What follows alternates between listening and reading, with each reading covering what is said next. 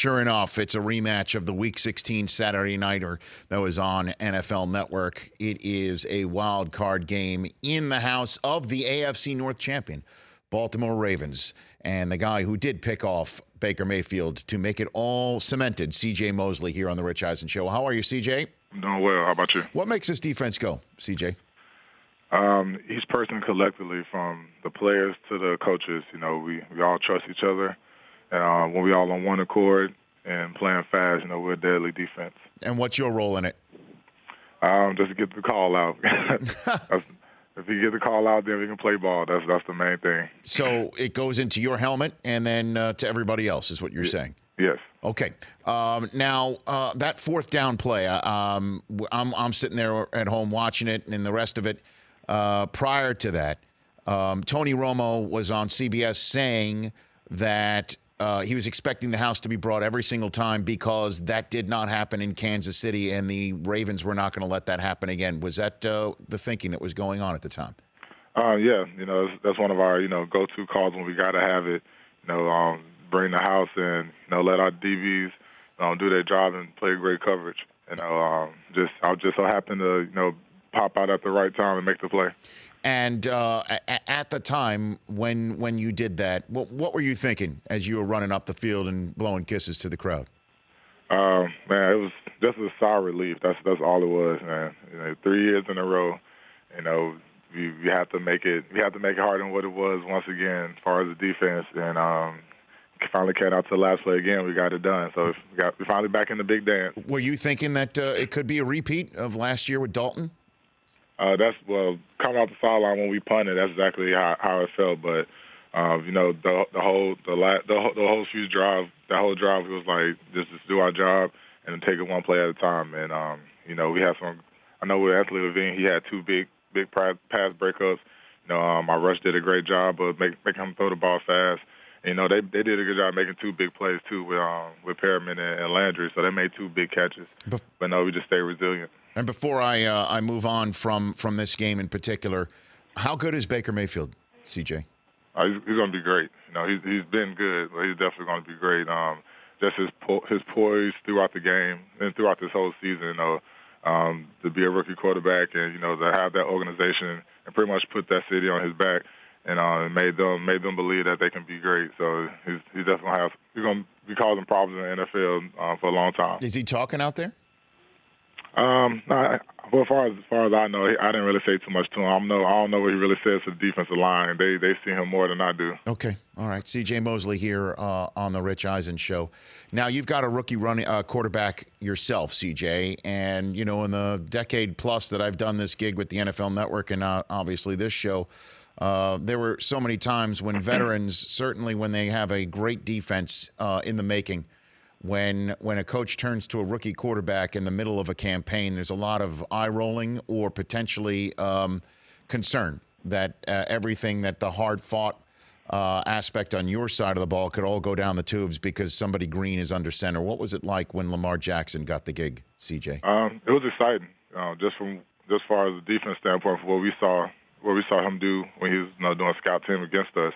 We saw the abilities, we saw the passes he can make. And clearly we know what type of runner he is. But when we got his first start, we honestly didn't know what to expect because we didn't really know how the offense was going to change up. And, we kind of started getting a glimpse of him more each week. And I think at this time now, the whole playbook open for him. He's making great reads in the pass game, definitely making great reads in the run games, whether it's him running the ball or handing it off to our young running backs. So it's just a new breath of fresh air and energy for the team. So I was going to ask you that, CJ. How do you feed off of it? The smash mouth aspect of the offense. How does the defense feed off of that? We love it. It's just like when the defense stopping the run on the opponent and when our offense is out there and, they know and we know that we're going to run the ball and control the clock. And when they do it, they make a statement. And it also keeps us off the field so we can make our adjustments to try to get our offense back on the field. So it all plays a part when they're doing a great job controlling the clock and keeping the lead. and keeping us off the field. So when we do get back on, we'll be ready to go.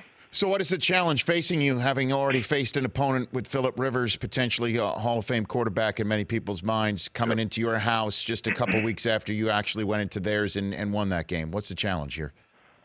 Just to keep the same mentality and same enthusiasm that we had when we went out there. The past 7 weeks, we've been mentally preparing ourselves to play playoff football every week because that's what we needed to get to the playoffs. Now that we made it, we got to have that same focus and just turn it up another notch. That's what we pretty much just been preaching to the younger guys and the guys that haven't been in the playoffs. That it's just got to take it one play at a time because at the end of the day, when you're in the playoffs, every play matters. C.J. Mosely here on the Rich Eisen Show. Tell me your favorite T-Sizzle story. What's your favorite Suggs story? Oh, man. There's a lot of those. I just always remember when I first got drafted here, and so I was here for OTAs and all that. So, the guys would be at practice, playing music here and there. But it's relatively, quiet, a couple guys talking here and there. So it's like, all right, wait till Suggs get here. You definitely gonna know. And the first day he came for minicamp, I can't tell you what he was saying, but it was some absurd things he was saying. I was like, oh yeah, you can definitely tell when T. Sid's in the house. But he's a great guy, great leader, of course, a future Hall of Famer, man. I told him yesterday, man, I was happy that I was able to win the North with him. So hopefully we can get a Super Bowl too. Has Ray Lewis reached out to you? What's your relationship with him, CJ? I haven't talked to him recently, but our relationship is well. I actually met him my last year at Alabama. So the summertime he came and talked to the team. That's when I first met him. Then the next thing you know, I ended up getting drafted by them the next summer. But usually when we talk, we kind of talk about football and family and all that. But I have his number, so he always tells me if anything I need, I can reach out to him. But he's a great guy. So, if you got a guy like that on your side, man, it's a lot you can learn from. Well, that's pretty big shoes to fill, CJ.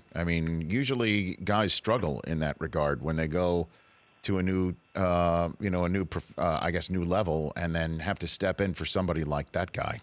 How did you deal with that?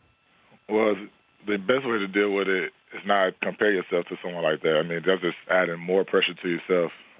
It was already enough pressure, going to the Ravens and being one of the middle linebackers, being a first-round pick. So there's no point to try to compare myself to the greatest linebacker in the NFL. That's just wasting your time. You just got to do what you've done to get you to that spot. And I feel for the most part I've done that. And I'm not like Ray Lewis, obviously, with the motivational speaking and all that, but one of the guys that I always felt if I do my job on the field, that'll speak more loudly than what I say off the field. C.J. Mosely, a 4-time Pro Bowler in 5 seasons in the NFL. That's one way to start filling shoes right here on the Rich Eisen Show. Tell me the story in which Nick Saban once showed you the toughest love. What's the toughest love Nick Saban story from you, C.J. Mosely? I would say my freshman year. So we was playing Duke, and I think we was in man coverage, and I had a running back Will, and so I blew my coverage and went to go try to get a sack, and I got a first down. So when I got off the field, he gave me old Coach Saban screaming, talking, yelling, but in my head I was like, all right, man, I'm a freshman, so he probably not gonna say too much. But one thing that he said that stuck with me, still to this day, he was like, no matter how old you are, whether you're a freshman or a senior, I'm going to coach you like you've been here. So that really stuck with me because I assumed since I was younger I didn't have to, pay attention or my job wasn't that important.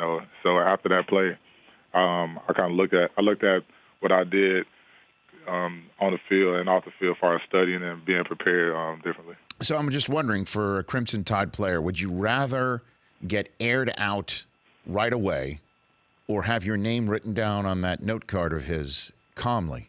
Yeah, the note card, that's a new one. I haven't seen him do that yet until this last game. So, is that right? Yeah. That's a usually you just see it all showing his face, and as soon as you get on the sideline, he just unleashes his wrath. But maybe that's new for him. Maybe that's going to keep him calm. He just just write a couple of notes down to keep the pressure off the guys. Yeah, because I'd prefer to know it right away. Just let's get it out of the way instead of just like, okay, let's revisit. Let's put a pin in that and revisit for later. I don't think I'd really want that. So how do you see yet another match up with Clemson working on Monday, CJ? I think with our offense, it's just so dynamic. Since I was at Alabama and years prior with Coach Saban, we never had an offense that can just score at any point, any time. We definitely have some great players and great teams, but as far as the offense goes, whether our defense play the best game of their life, or maybe have a couple of mishaps here and there, our offense can score or outscore anybody in the league. So that's one thing that we have for us. So I mean, whether it's a shootout or a low-scoring game, our offense has a chance to win it. Do you know if Lamar Jackson voted for Tua over Kyler? Do you know who he voted for in his Heisman? I didn't ask him. I should have asked. Hopefully, he wasn't salty and went with Murray since we beat him early in the year. Oh, that's right. I'm just trying now. I'm putting all the pieces together. Yeah. Hey, CJ, thanks for the time. Really appreciate it. Last one for you before you go. You're hearing all the conversation about your head coach potentially still not being around there. There's a lot of chatter involving John Harbaugh's future. How has the team addressed all that, CJ? Well, I think right after we got back from the bye, had our team meeting. He pretty much nipped it in the bud. He said he wasn't going anywhere. He's here to stay. And at the end of the day, when the top leader of your team, stands up there and say we're not going anywhere, all we got to do is win. We took that in stride and pretty much won the rest of the way, except for the one loss. But at the end of the day, things are going to get said that doesn't pertain to inside our locker room, inside our building. So all we can do is focus on what we have to do and what we can control. And usually when you win, stuff pays off, and that's what we got to keep doing. So John Harbaugh stood in front of you and the team in the bye or after the bye and flat out addressed it with all of you guys. Yeah, pretty much said, we're not worried about that. When I'm leaving, we're going, we focus on football, we focus on winning. And that's pretty much been our vision, our goal, just to win and take it 1 week at a time. CJ, good luck this weekend. I appreciate the call. Let's chat again soon. Yes, sir. Thank you. You bet. That's CJ Mosely, Ravens linebacker, at Trey Deuce 32 RTR on Twitter. The Rich Eisen Show, weekdays at noon Eastern on Audience.